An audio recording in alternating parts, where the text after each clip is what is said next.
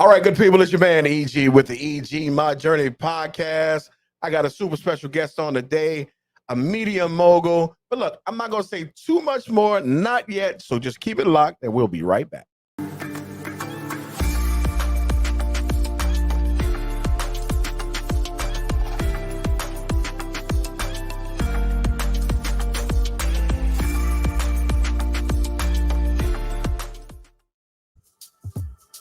Yeah, you hear it. You know it. It's a new show, baby.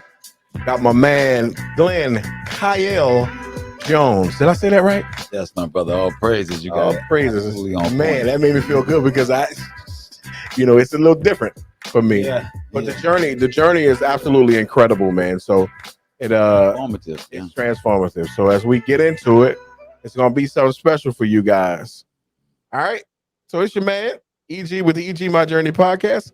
And I'm introducing to you right now, Mr. Glenn Chayil Jones, aka known as from here on out, it's Chayil. You heard me? Yes, sir. What's good, big brother? Man, all praises, man. Want to say that first and foremost, man. Honored to be here with you, man. Oh man, I'm honored to have you. Man, we've been knowing each other for quite some time. Yeah, this it's crazy. is not a new acquaintance. Not at all. Not at all. We say, you're sitting down with the new name of me, the new transformative. Yes, sir.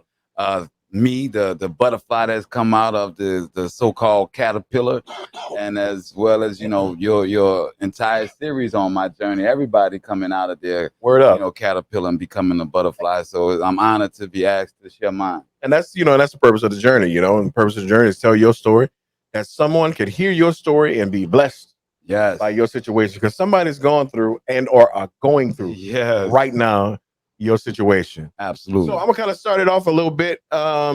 We met probably back in 2007. I was at WBOK Radio here in the metropolitan area of New Orleans. Was actually in New Orleans at the time. They've since moved on to Xavier University campus. That's right. And I met him as we were both younger men. No doubt. It's crazy that I'm still 27, which y'all know I'm 27. I don't know how old this brother is. Anyway, we're not gonna talk about it. Yeah. But nevertheless, guys. Oh, you know what time it is. Nevertheless, I haven't said it in a couple shows. So those of you that are continuous watchers and or listeners, when I say that phrase, you have to take a drink. So go ahead and take a shot.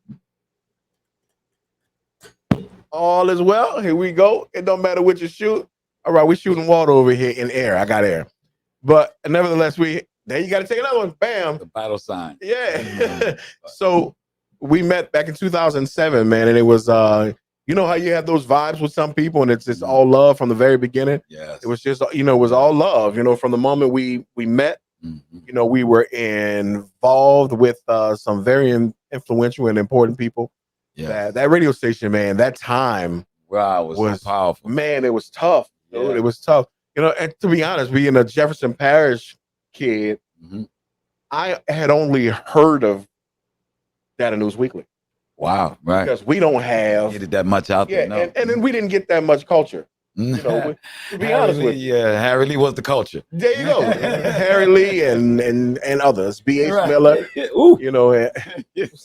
Beauregard, all those guys. Yes, that was the culture here. I'm a Gretna boy, not just a West Bank boy, but at any rate, at that time, man, we were, we had some crazy folk come through the radio station, and this brother would always come to the radio station and frequent, and and that's how we got to know one another. So tell me,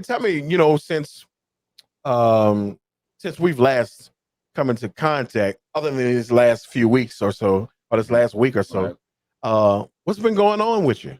Oh man, so much. Yeah. It's since that time, we'll kind of do it from that time point and give some word up time stamps to it, so to speak. So from that time, I was really aggressively trying to bring out the really try and be the best in learning from my father how to do the business of media in New Orleans. At that time, we were really dealing with the crossover to digital from Right. So it was extremely important for us to have partners that would continue to keep the print moving. So at that time, that was what our deal was with WBOK, was to try and make sure that we kept that community of media together and keep the voice going. From that point, I had a fall. Well, let me interject right quick. And you guys also have to realize the time we're talking about, right? We're talking about 2007. Yeah, man. So 2007, we were just getting our city back. You know, 2005 was the worst natural disaster in this country's history. In this century, I should say. Let's say that. That we went through the actual physical of that situation. Yeah. So you think about a newspaper that is, or any business, but we're talking specifically about Data News Weekly, that it has been in business for, at that time, what was it? How many years? Approximately. 2007 was probably coming right up to 50 years. Up to 50 years, We're 57 now. Yeah, so it was like 67 was when it was founded and originated. 64. 64? I think so. 67. Oh, 67, yeah. Anyway, probably 64 was probably he heard all the other stories behind, you know what I'm saying? Behind the scenes. You're thinking like, okay, I do have it on the car, but I do remember what my grandfather told me, right? You privy to stuff that we can't get. So, and that's what I was going to allude to in 60, probably way before we even heard, you know, out in the open, our ancestors and lineage of people, because 67, I wasn't here, player. Right. No, it's not. I was born in the 90s. All right, I'm still lying. I can't even help it. He said it was 27 from the beginning. That's what I was saying. You've been consistent. 1993. I just know that because he was born 93. But I mean, I want to kind of interject on that 2007 thing of coming out of Katrina. Yeah. The first 2 years, we were the first ones to publish after Katrina. I remember that. We actually got an award from the Congressman when Mary Landrieu were in, coming out before Times-Picayune. And not only did we come out before them, we actually was in Baton Rouge and in Houston, where everybody had pretty much gone to. All of our people, right? All of our people had gone to. So we had been in the process of satellite, right, when we had no plans on expanding to Houston. Right. So exactly. We are now virtual, and really shouts out to the organization of NMPA, which is the National Newspaper Association, that those publishers in Baton Rouge and those publishers in Houston and Alabama as well, shouts out, really jumped in to help us make sure that we continue to print. So in 2007, when we got together, we were trying to reestablish our foot here with the distribution and combat the digital realm that was coming in. Yeah, because it was coming, and it was coming hard. And what we realized, like we talked about the other day, when you're doing this internet, right? If you're not consistent with your content creation, you will lose your following on this media platform. Absolutely. Well, that was kind of where that was the beginning. That was like the beginning stages of the flex out, I should say. You know, when it started getting strong. So we were right there in the midst of, okay, we haven't printed. People haven't been on the street, so we haven't been printing on the street, but we've been printing outside of New Orleans. Right. Everybody was still in trailers. Everybody was trying to do that. Stores, you didn't really have all the stores and the infrastructure in place. That's right. For it, so a lot of people had gone to the internet to get our information. Right. So now it's like pulling people back to getting it on the street, and then finding a community to put it on the street for, and then trying to get with WBOK and keep the digital and that voice of our people going strong. So it was a serious time. I tell you what, I remember. I remember it being the only source for us to know what was actually happening in the city. Yeah, I'll praise you away. I remember that, you know, with this is this and this is that. That's how we got the information. Of course, you know, you had like WWL, which has a huge bandwidth and a national switch in radio. But as far as knowing what was going on in our communities, right, that's where I remember hearing it. Yeah, Data News Weekly, and it was a crazy time, you know. And just speaking back on the data portion of the internet, man, it was at that time that I I actually started back then. I started an internet radio station,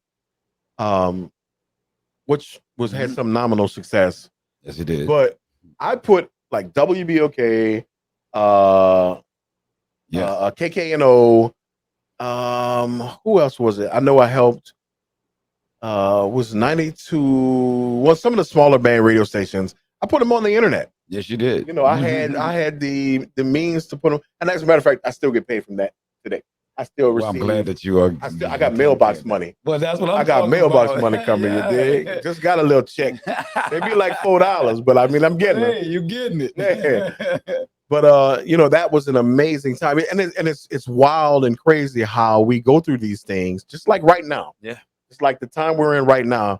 You know, I urge everyone who's listening to the sound of my voice to really pay attention to what's going on, because whenever we get into massive or mass situations like pandemic, yes, you know, the COVID shutdown, even anything that's coming, pay attention, because that's the turn of what's happening in the world. Yes, and, you know, once you get that turn, you know, that's how you can make a lot of money. Yes, a lot of business. Why? Because you're fulfilling needs, and it's an absolute need. Absolutely. It's not just an occasional need. It's right. not just okay, I need toothpaste in the morning, but no, I actually need this for survival. I gotta have it. Yeah. Yeah. So, you know, it's some of the things that we've learned in throughout this pandemic is how many people. Well, let me say this first. Again, you've probably heard me say this.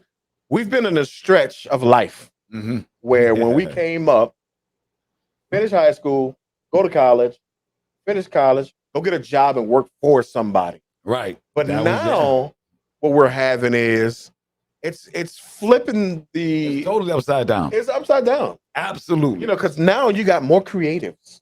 You know, with this shutdown, because listen, New Orleans didn't shut down. Oh no. Gretna didn't shut down. That. That's right. Gentilla didn't shut down. The entire world shut down, fam. Yeah. Everything. So with that, you know, because so many people are at home and probably like, what am I going to do? Well, the universe said, look, chill out. Yeah. And allow yourself to breathe. Because there's some things in here. There's some things. There's a lot in here that need to come out. And I needed to come out. So, and then there's tons of folks that didn't go back to work because they started businesses. Exactly. And they're no longer working for someone else, you know, which is, it's a great time. Now, I've been self-employed for quite some time. I've just always had an entrepreneurial mindset. It's always been me. I'm just going to say this, man. The world is a lie. Okay. Bruh. The world tells you that you're supposed to go to school and get a job, but everything in government supports entrepreneurs. Everything. Man, now you because if you want money, you're not gonna get the money. No, if you're working for, I don't care if you're a doctor. It doesn't matter, because when you're going to buy a home, debt to income ratio, right? And you're looking at that doctor, you're thinking, oh, he's got this, but his debt from his college is huge. This thing they got coming now with this debt recovery for $10,000 to $20,000. That's why you got people upset, because they're like, no, man, I got $80,000, I got $120,000 in college debt, and you gonna give it to the people with 10 to 20, and that make $125,000, $135,000 or less. 50? No, I think it's 60 or 50 less. You got to make less than 60 to 50,000 a year, and then they'll get rid of your $10,000 to $20,000 worth of student loan. So you got all these people that are upset, but that's the people that need it. I think that was the first phase. Oh, okay, the second phase. Phase, it was like 130. But I mean, again, we're talking about doctors and attorneys, right? These people that's making $200,000, $300,000, $400,000 a year, that's still paying out their little student loans or whatever. Exactly. You can't take advantage of this. You can't take advantage. So your debt to income ratio, as opposed to, yes, you got a degree and you're getting paid this amount of money, but what you're paying back with an entrepreneur, once you get it off the ground, and then you have government assistance if you go that route, if you follow it the way it should be instead of doing it the street way, which I learned is not the best way of doing it. Okay. Yes, sir. If you actually go at it and get yourself an accountant in the beginning, if you get yourself an attorney in the beginning, if you get yourself a couple of people that have degrees that went to school to work for you. Yeah. Oh, there you go. Oh, Instead okay. of you being the worker bee, Right. you get you some worker You are bees. hiring them, and they understand because you're not a corporation that you're building that they got to give you a better price. All these things are in place for entrepreneur to be able to start. All your tax breaks for you and your family is through if you have your own business, if you have a side business. That's what DBAs and all this is for. So that's when I say the world is alive. It tells you to go to these schools and get all this, incur all of this debt. But all of the help is for the people that don't go and try and get entrepreneur. Yeah, absolutely right. So look, people. We can talk about that all day. Yeah. So, but what I really want to marvel at, man, is I hadn't talked to this brother in quite some time, but I happened to see something on social media, and I saw that he wasn't walking. Mm-hmm. And I'm saying, look at the stature of this gentleman now. It's completely and utterly different than what I saw. This is what I saw when I first met him. Mm-hmm. Healthy and just free thinking and free of mind. Don't have any mental issues. I don't think. At any rate, let some tell it. Let some tell it.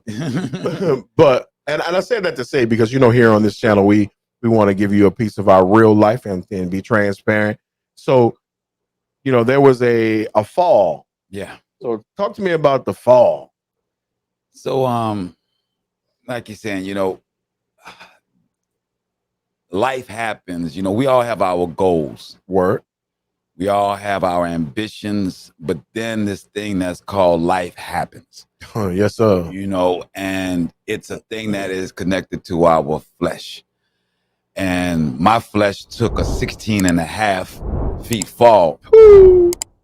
At the time when it happened, I was helping out my then girlfriend, and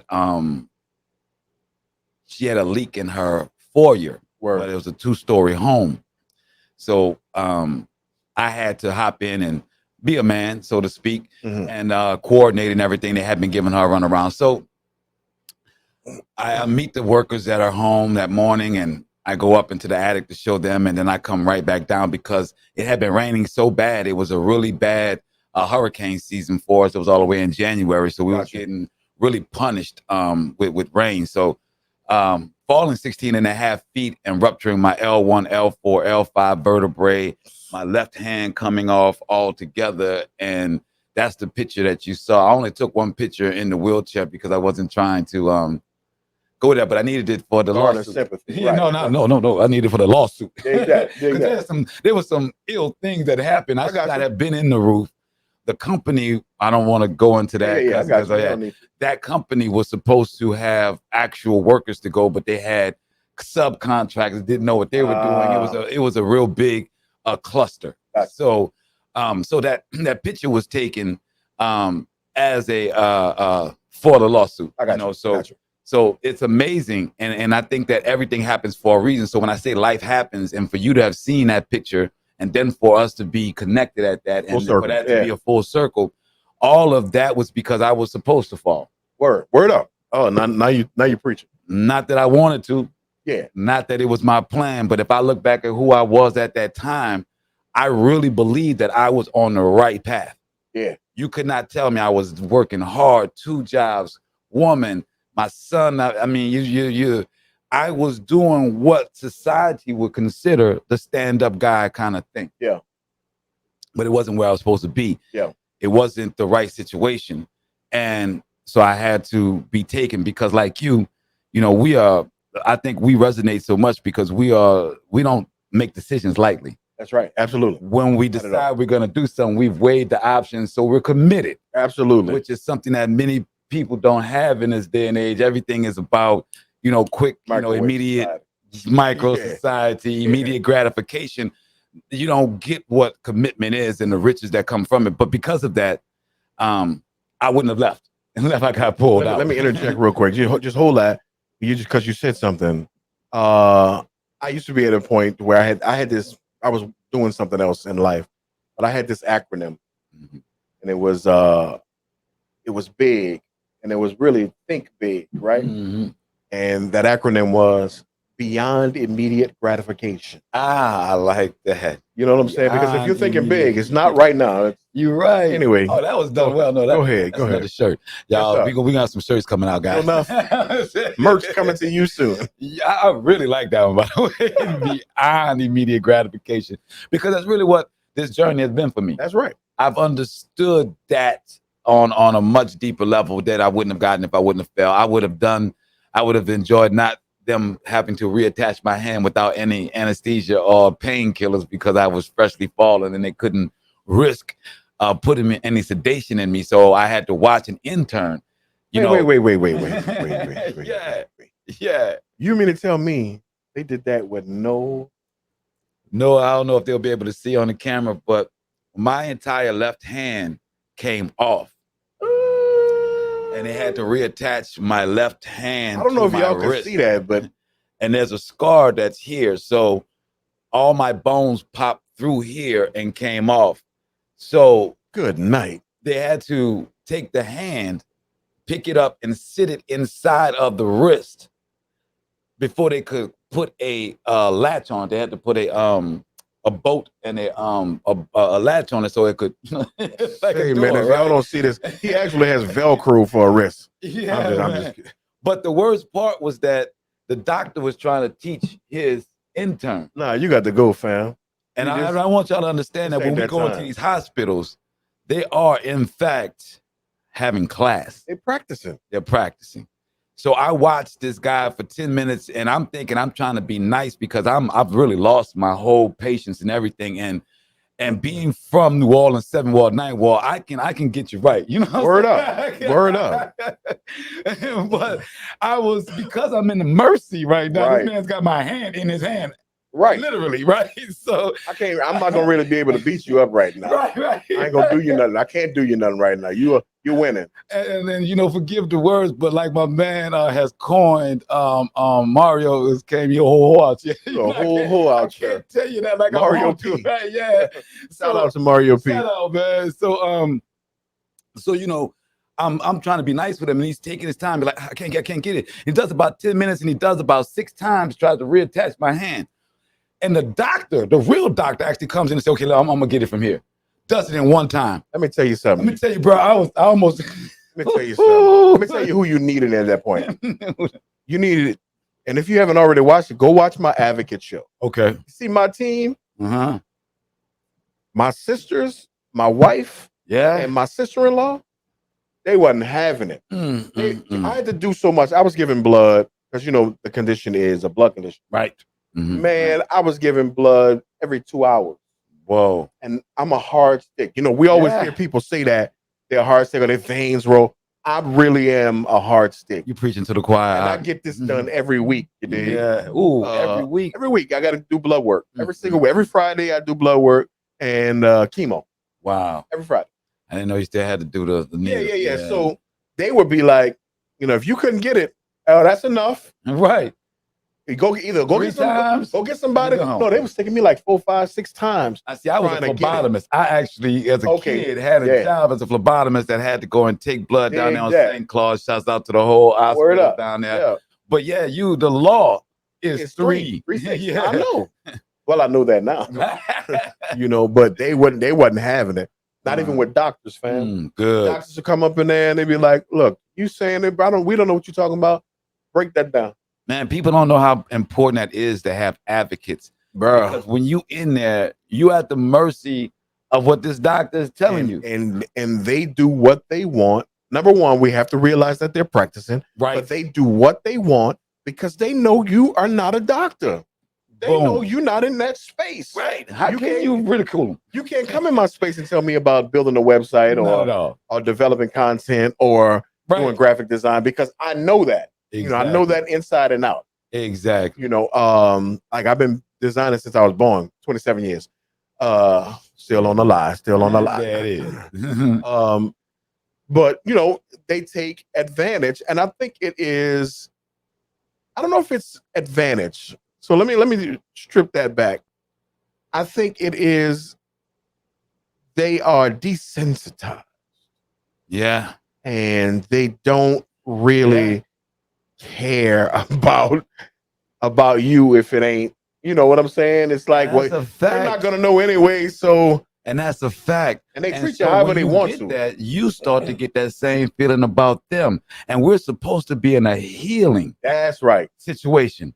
And there's no healing in there. You're the adversary to him, and he's the adversary to you. Yeah, and what we fighting for? Supposed to be to try and help me. Fam, my biggest thing when I was in the hospital was so the way my 33 days went was the way it went was I was in one hospital for 7 days. All right. So the West Bank. So it was Oshner West Bank, Metacrest. All right. And after that, they were telling me like over and over, well, this doctor's gonna let you go tomorrow, you know, if you show improvement. I was showing improvement every day. Yeah. So there would always be a different doctor. Uh-huh. And what I didn't feel was healing.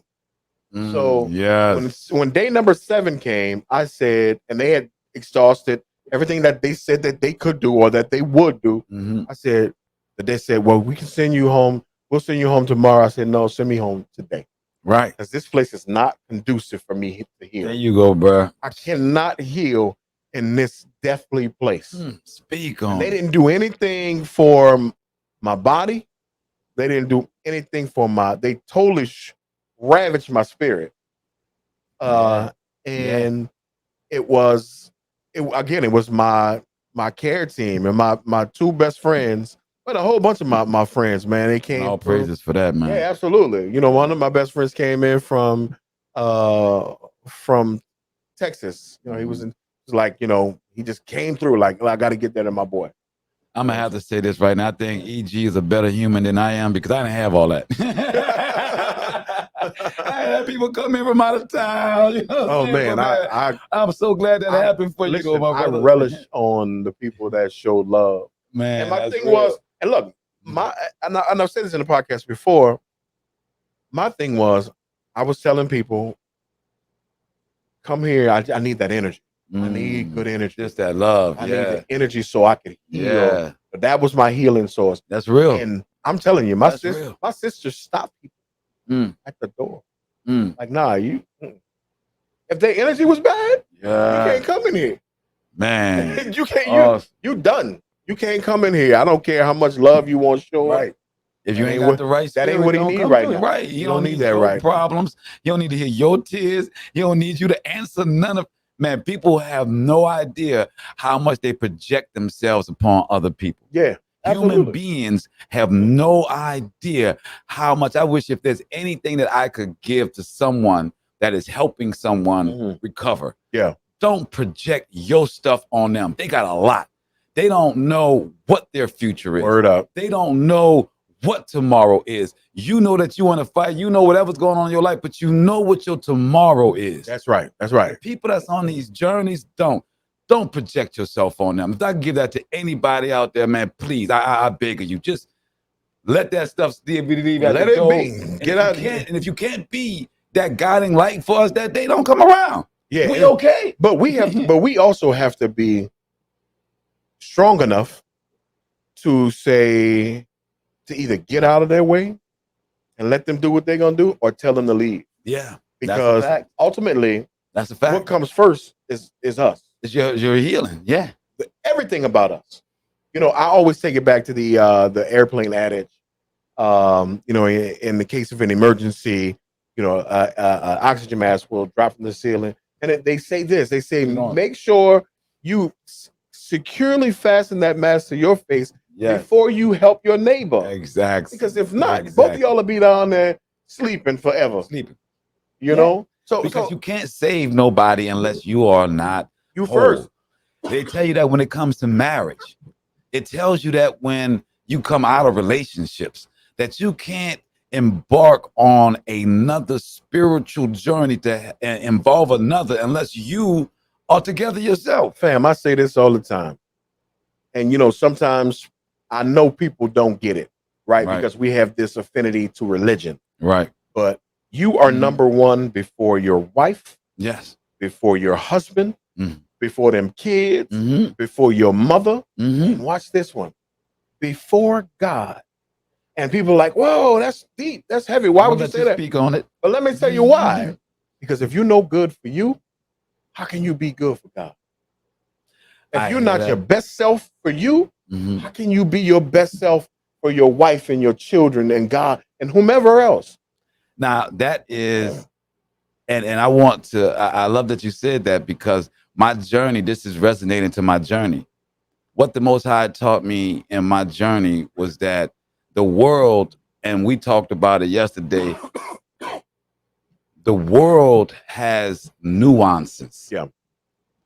And what my brother just spoke on is a true nuance. There's nothing against that. Word. That if you can't be mentally, spiritually, and physically sound, then the Most High or your creator, whatever you call him, right, no doubt, can't use you. But I want to give a different nuance to that. You are only in this ease is because your creator is trying to get your attention. You're in what? This ease. Yes, sir. Disease. Speak on that. Because your creator is trying to get your attention. That's right. Maybe you're eating the wrong things. Maybe you're mentally ingesting the wrong things. Maybe you're putting out something that is not living waters, and he needs to get your attention. So that's what the journey was for me. I found that as there's a holiday, there's an actual holy day that's next to each other. I found that this world is running parallel to truth. That the lie runs parallel to the truth. That's why I stated in the beginning, this world is a lie, and I used economics to personify it. That entrepreneurship is what this society supports financially, but it tells you to pay into the society through education. So it's a cycle that's created. So therefore, this spirituality and healing has a cycle. I'll go to James chapter 5. When it was time for healing, before there was doctors in a hospital, the Most High had a healing. He's told everyone that you get the healing oils. And if you as a holistic brother, you understand how powerful the oils are. We understand what tinctures are. Absolutely. We understand what holistic, that if you are made from this earth, then this earth is what heals you. Come on, man. It's not a facsimile or a placebo that heals you. That's right. So if you understand that the Most High had a healing and your creator that created you, because I do not believe in the Big Bang Theory. I do not believe that I came from an ape, because I am an intelligently designed in an intelligently designed world, a terrestrial terrain that terrain that is intelligently designed. That I am coexisting with this. So when you realize that your body, and in James chapter 5 says you get the essential oils, and then you have the person, an elder in the body that's a spiritually right person to speak on you, someone that you know has a connection with the creator, somebody that you look at and say, okay, I know that they are praying every day. I know that they are prayer warriors. And more than them being prayer warriors, I see it in their walk. I see their righteousness in their walk, not their talk and not their promo. You have that person pray upon you. And then the third thing the Most High said, whatever you have done that has brought the dis-ease upon you, whether it be the food, the female, the whatever that you are doing, stop and repent from that. And with the healing oils and with the prayers that are being said for you, you will heal. Not can heal, will heal. But if you don't do either of those three things, you miss one of those steps, then you partially heal yourself, and you become like a football player that come back from turf toe too fast. Too early, right? Yeah, you're going right back out. You're going right back out. Yeah. And you are not healed. That's it. You are not spiritually, you are mentally, you're not physically, but because the world says perform. Right, because the world says perform. Right. You have to perform. Word up. Word up, without a doubt. So how did that philosophy help you in your ailment, that fall and to your healing? You know, when did that breakthrough come to you, and or how did it come through to you? He took of everything. course, it set you down. You know, and I don't want to I'm not gonna turn this into a religious thing, because the Most High is not a religion. So when I speak of the Most High, I pray that whomever you are that's hearing this, that you don't pull up an image that Western civilization has given you. I pray when I say the Most High, you think of something that divinely loves you and created you, whatever that name you want to use. So the Most High for me stripped everything from me. He showed me the woman that I was with was not for me. He took my ability to earn financially from me. He took my everything but my bare minimum. He made sure that I was able to survive without nobody else. Yeah. So that I had time to get to know him and what was my journey. From there, I studied. I got books. I I ate up everything. I learned about Buddha. I learned all of Christianity. I learned about Muslim. I learned every faith. I dedicated myself to mentally and physically healing myself. Now, since I was in a lawsuit, I had something else that helped me. I was able to parallel or contrast my spiritual healing with the psychologist that I have been dealing with for 2 years. Because when you break the amount of bones that I broke, it is scientifically proven that you release a gas or you release something inside you that produces the hormones for depression. Okay. Yeah. So you have to go. So as I'm speaking to this well-known psychiatrist, nationally known psychiatrist, and I'm giving him, and he can't go to scripture. And I appreciate that. So we talk spirit. He can't go to spirit.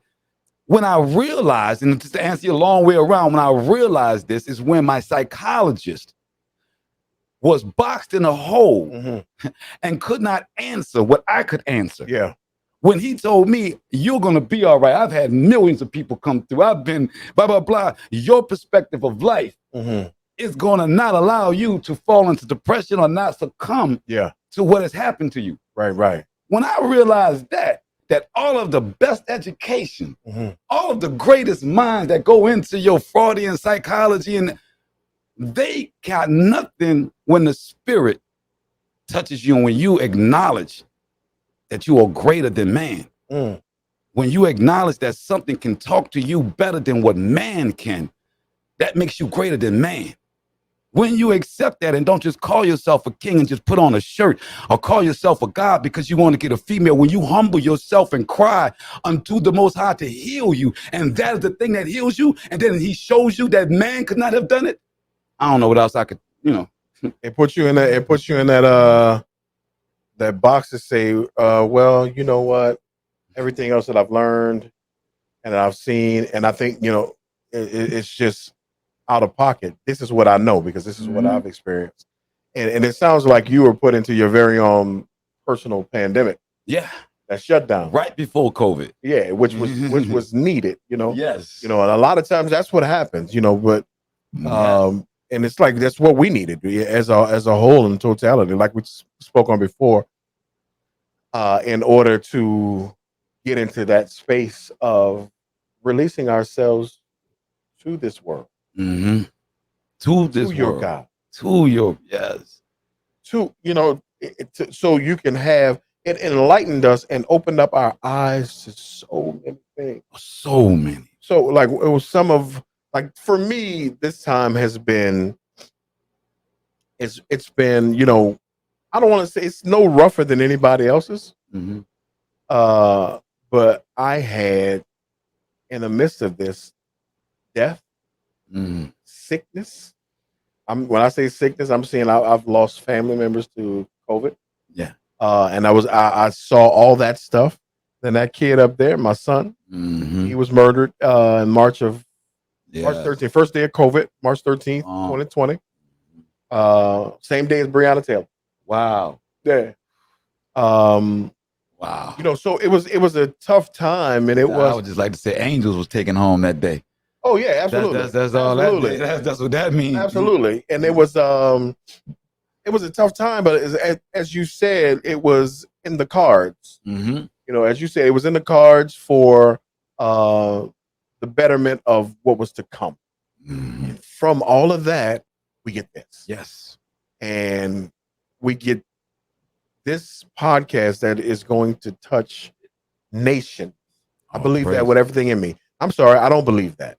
You know that. Yeah, my brother. Yeah, Yes. I've said before that I don't see it, I saw it, Mhm. and I'm just working towards the manifestation. Yes, and You that's know what all I'm it saying? is. Absolutely. That's when you can enjoy the journey. And I'm loving it, fam.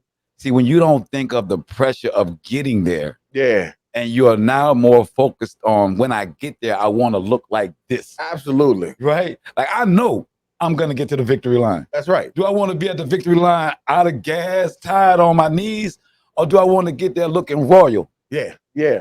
You know, and with that, you know, again, I'm reminded about the James.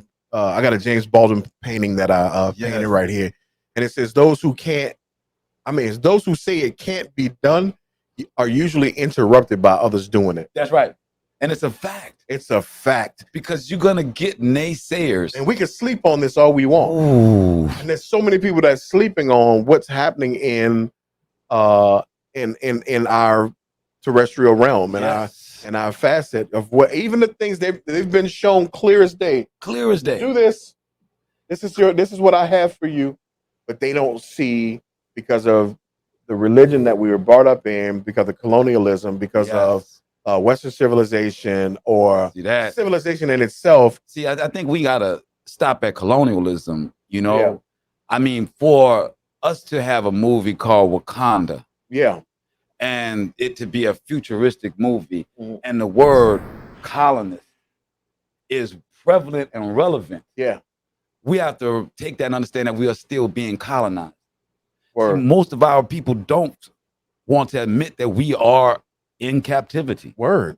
Because I'm really piggybacking off of what you're saying, when people are shown it what it is and they just refuse to accept it. That is what I have since I've been on my mission. And I say that a lot when I first, understood everything. I said, we are suffering from Stockholm syndrome. Word up. No, word up. That is, they can talk about ghettoisms, this and all that. If you want to know the core or the foundation of every ill of our community, is that we have Stockholm syndrome, and that means that we have fell in love with our capturers. We love the master. To be our capturer. Yeah. So therefore, we actually be the masters to our own community. Right. Because we're trying to be like Master, then we tell everybody in our community to shut up and get yourself together, because Master's coming, because you're trying to be Master. Right. It's a natural order. It's the cultural assimilation. Yes. We continuously assimilate to the culture of other cultures versus our own. Yes. And a lot of that is because, I think we need more understanding of what our culture is. And I'm not talking, I ain't talking about just going back to Africa. That's not what I'm talking about. Because our culture, in most cases, don't even start there. Let me drop a bomb on them right quick, man. We're not gonna go there. I'm about to say I don't want to go yet. Hey, you know what? We're gonna tease this. The brother and I have reconnecting is ordained by the Most High. Word up, absolutely. Where we're gonna go from this show is gonna amaze, but because the scripture said that at the end times that his children, when he reveals who his children are, that the world are gonna be absolutely shocked. Their faces are gonna be alabaster. Right.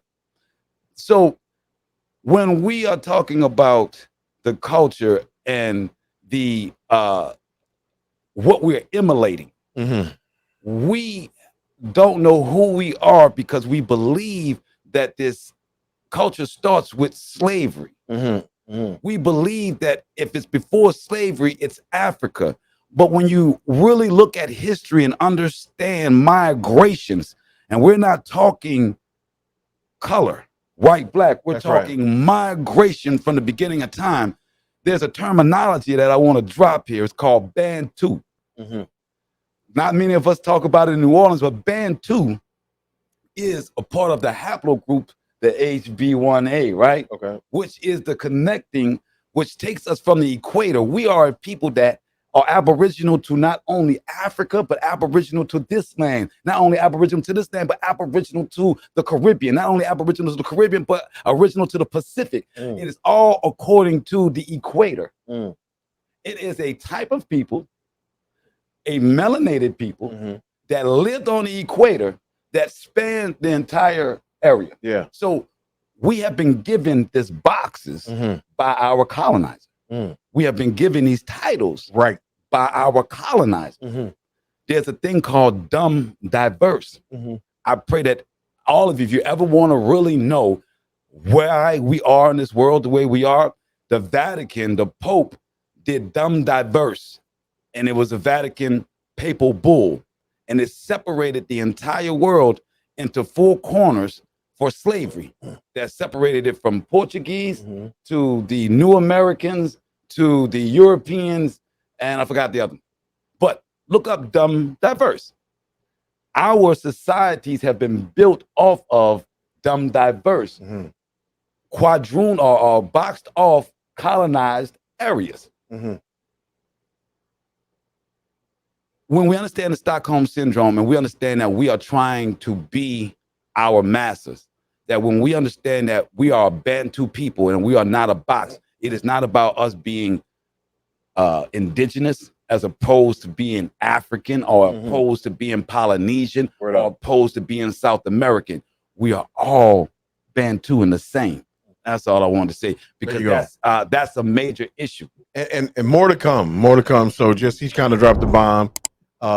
This network is we're doing something. We're expanding, man. Yes. What's to come is going to be absolutely amazing. So stay in, keep it locked with us, and it's gonna be some good stuff you're gonna see, and that you can actually be a part of.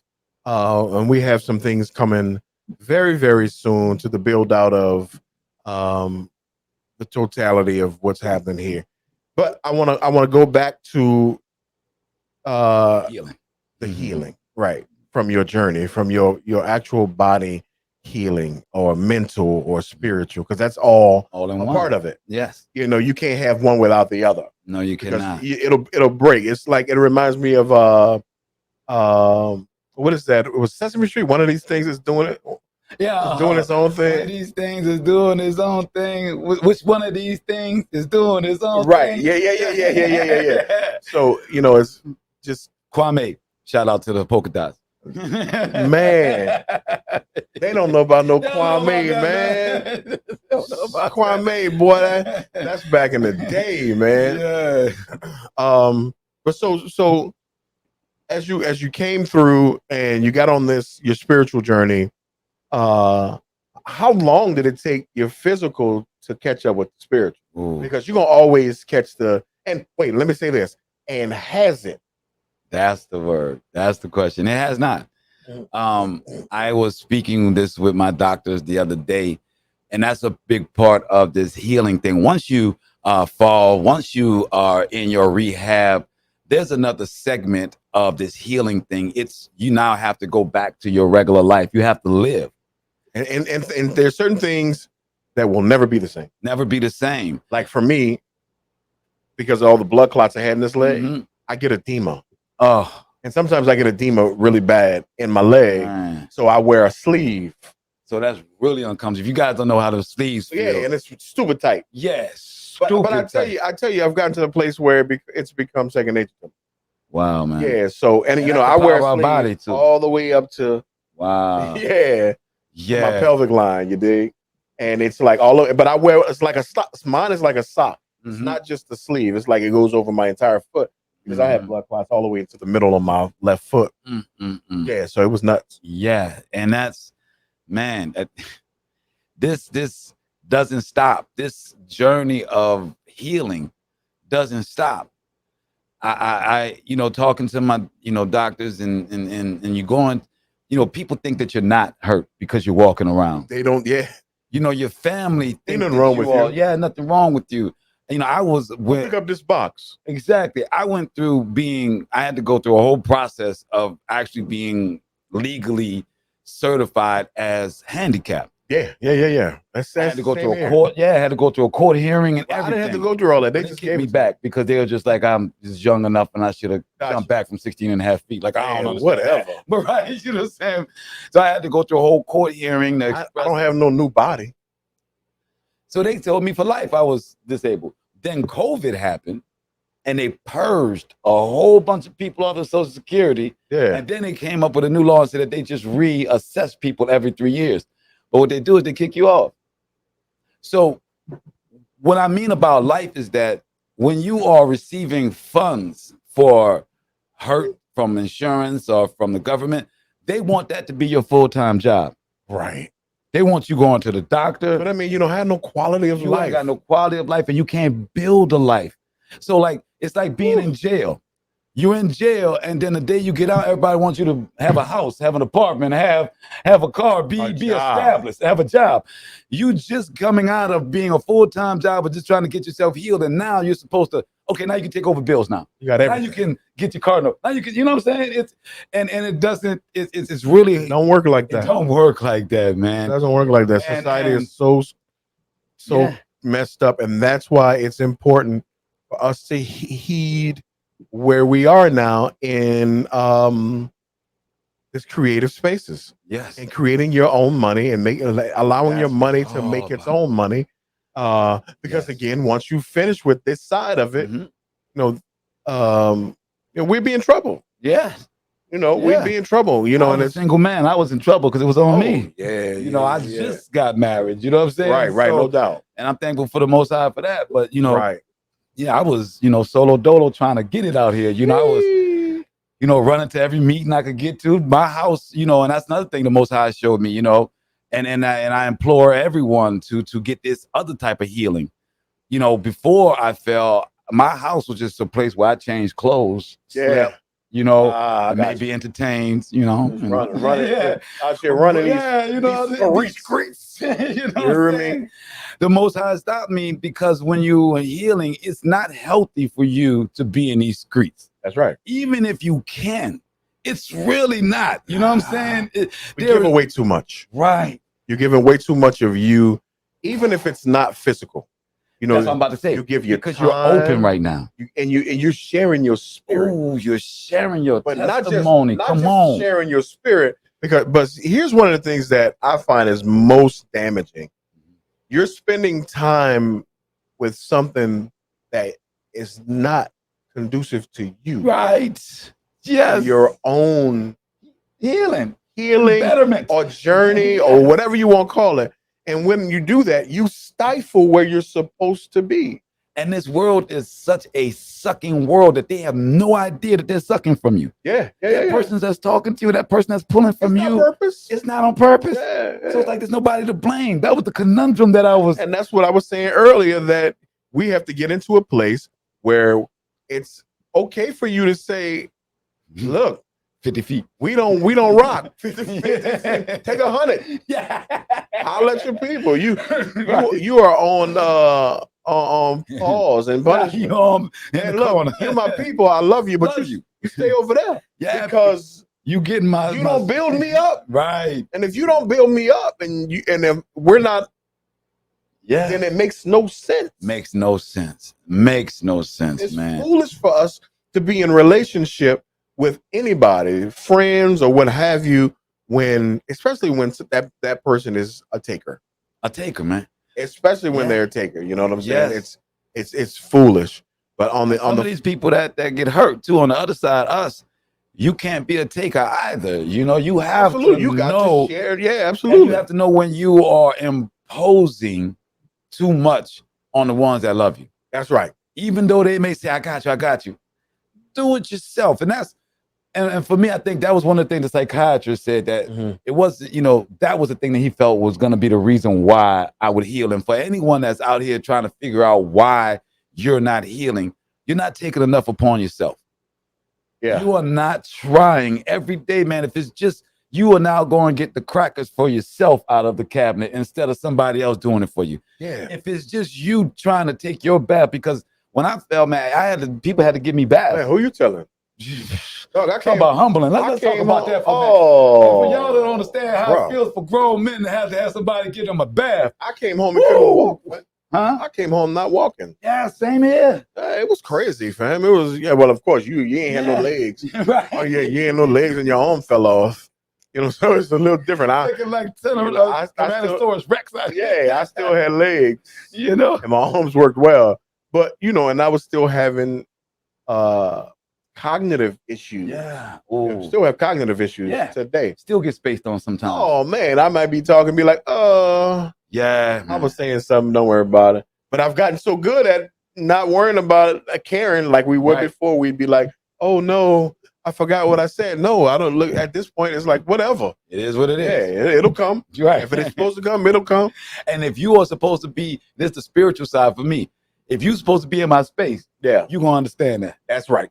Absolutely. And if not, and I found this, like you saying, going back to that 50 feet, you are going to lose friends in this healing, man. You have been changed. You're going to lose that outside of it. You have been touched. And I'm going to do my little preaching part now. You know, when you go through these things that we are going through and that you have gone through and the brothers I've seen come on your show, you've been touched, man. That's right. You've been given an opportunity to renew yourself. You are not going to gel and vibe with the same people that you were sick with before. That's right. That's right. And it's not personal. You don't love them any less, and don't beat yourself up about it. That's right. But you are about the business of surrounding yourself with people that you get inspiration from, with people that give you positive energy, with people that care about your well-being. Yeah. In our life, before we get hurt, we don't care if somebody cares about our well-being. We are around them because it's what we can get from them. That's right. It works for us. When you are sick, when you go through this thing, you can no longer operate like that. Right. Because you take more of the pain. That's right. You're not going to come out that two-way situation on top. No. You're not. No, a lot of times it's going to be a punch in the gut. Yeah. It'll be a punch in the gut because you're expecting one thing, but obtaining something else, you know? And that's the good thing about the spiritual side of the journey, right? Because it gives you the opportunity to see truth and to see folk. A spirit will expose some folk. Spirit will turn the light on. Ooh, you dig what I'm saying? Yes, it will. It will turn the light on some folk, and you'll be like, oh, I've been rocking with them for 20, 25 years. And then it goes back to what you said, that strength of backing away from them. Yeah. Because when you do that, then you're trusting in what? You're trusting in you, right? Right, absolutely. And you're trusting in what spirit told you to see that and opens you up to understand what's before you. Exactly. Man, that's that supernatural happening. And I'm telling you, man, and for those of you that don't, I don't know how spiritual you are, but I'm going to tell you, man, there's been a number of things as of late, and I hardly ever speak on things like this, but I've manifested some things without even trying. You know why? Because Spirit said, I need to get this to you. Yes. I need you to have this in order to fulfill the destiny. Yes. Because there's manifest destiny. Yes, it is. And you don't have to do anything but stay in line to where you're supposed to be. Ooh. Stay in line. Yeah, stay in line. Y'all know the saying. We go too many parades. Stay in line. That's all the Most High is saying, man. That's what all your creators is saying. That's what all your vision is saying. That's what your spirit, your entire body, your being wants you to win. That's right. It wants you to win on a certain path. The world's job is to confuse you of that path. Yeah. When you get hurt, you decide, am I going to go with my spirit, right, or am I going to go with the world? That's right. And you choose your spirit because it's already there. The gifts and everything is already in the cup there for you. Yeah, man. And with that being said, people, it's a definite blessing to have this brother here. Man, again, like I said, there's some things to come that I promise you don't want to miss. And it's not just we linked up with another young man on yesterday. Yeah. I'm not going to divulge what it is because I want you to really be in a place where you can really enjoy what's to come. Yes. And we so new, this is only episode number 9, but it's show number 10 because I didn't put a number on my origin story. Awesome. So okay. You still have the origin story. If you didn't watch it, go back and watch it. That's crazy. That sound 10 is my number.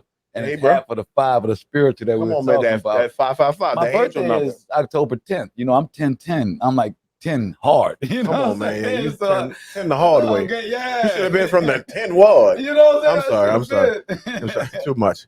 Anyway, people, it is my pleasure. It has been an honor to be here with my brother, a friend, and like I tell y'all all the time, I call these people my friends because that's all I've had on so far.